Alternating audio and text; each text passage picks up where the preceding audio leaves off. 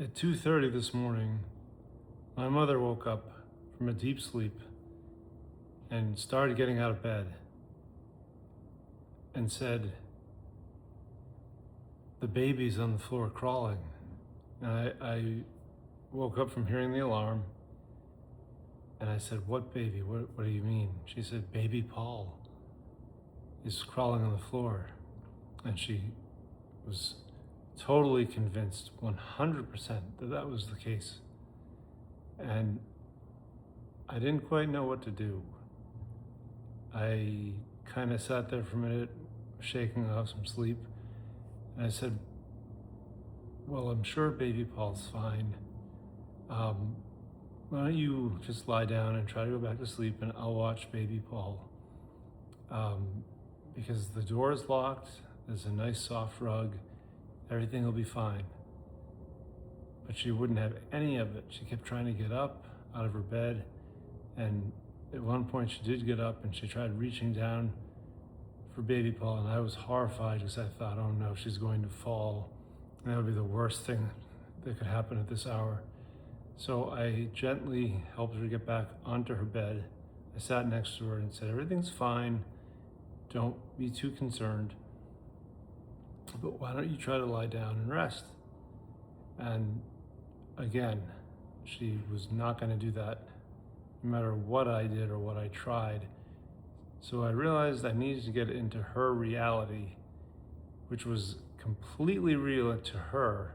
That's kind of what Alzheimer's can do. The hallucinations are fierce, especially in the middle of the night when a patient wakes up and is confused, doesn't quite know what's going on.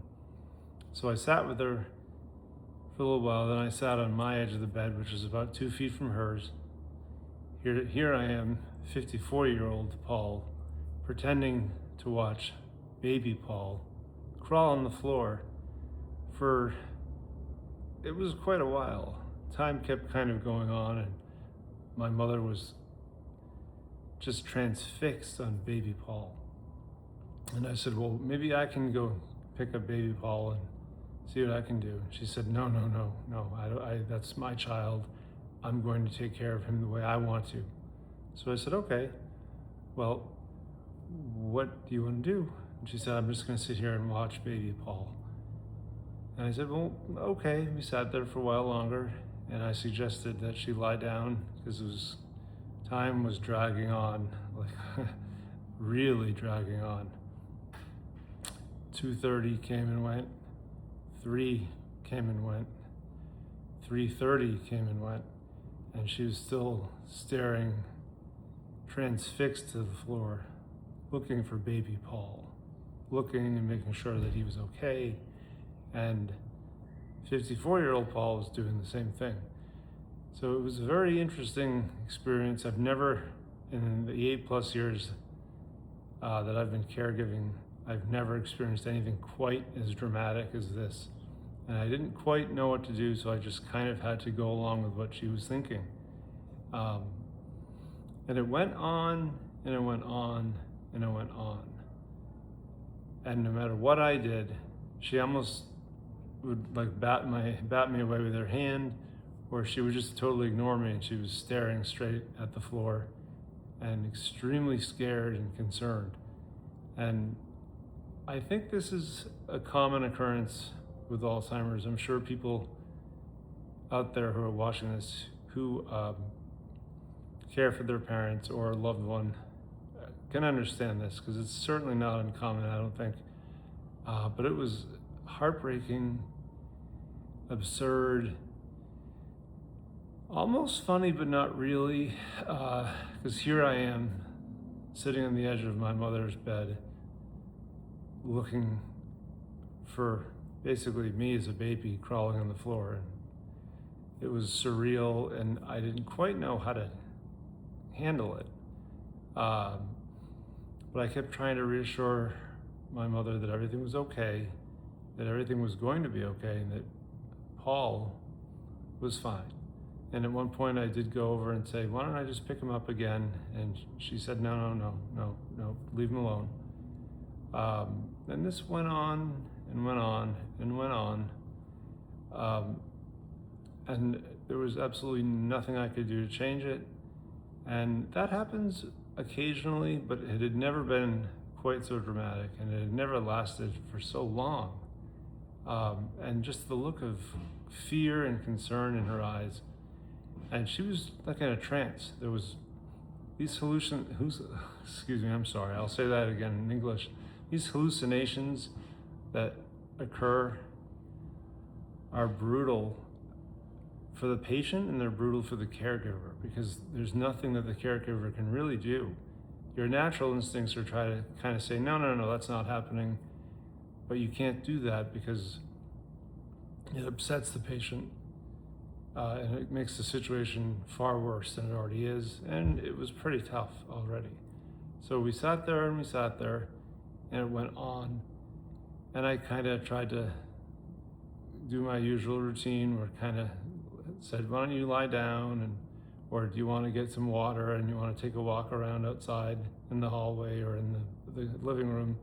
And she was not willing to do any of those things because baby Paul was crawling on the floor.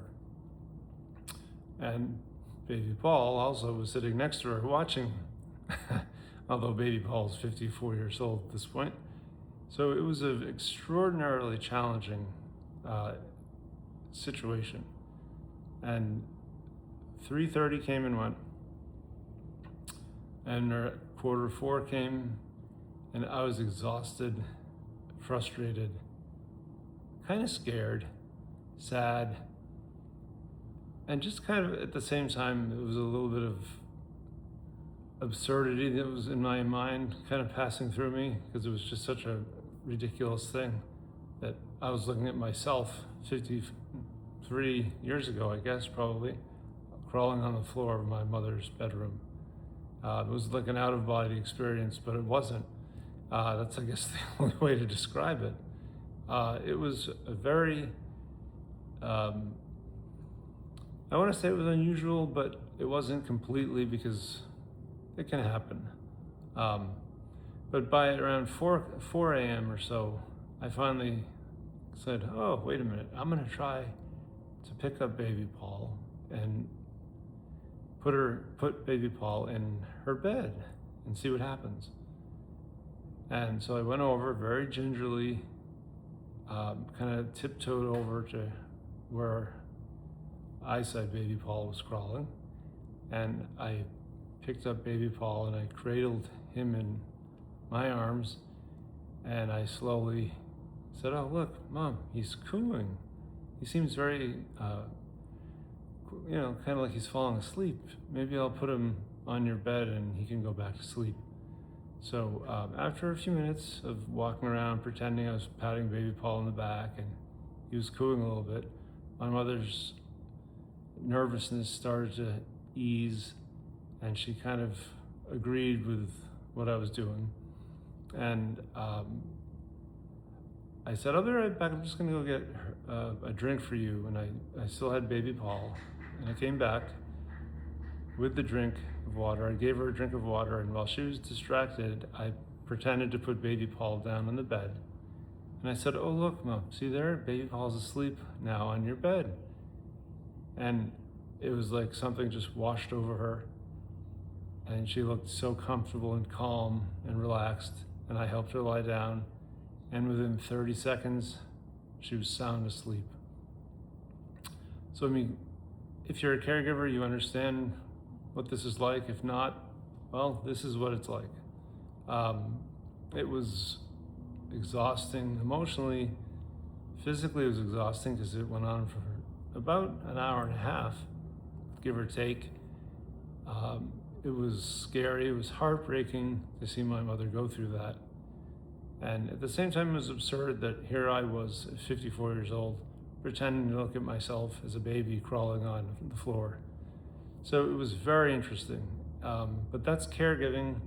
There are a lot of funny stories that I share on X, but this was not a funny story at all, and it's still troubling for me to think about. So again, I'm Paul. If you like my story, you can always subscribe.